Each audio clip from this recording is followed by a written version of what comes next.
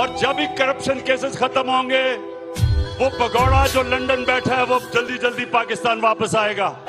और वो वापस आके क्या करेगा? वो सबसे, ये सुन लो मेरी कौम, इसने करना क्या आके, ये नंबर 1 चीज क्या करेगा आके,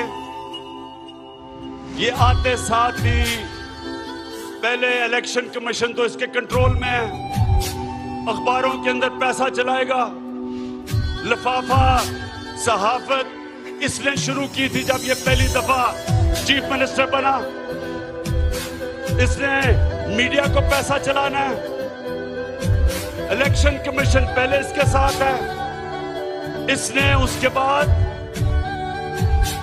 सुन लो ये उसके बाद ये पाकिस्तान की अदलिया के ऊपर हमला करेगा, क्योंकि जो करप्ट आदमी होता है वो कभी आजाद अदलिया को चलने नहीं देगा।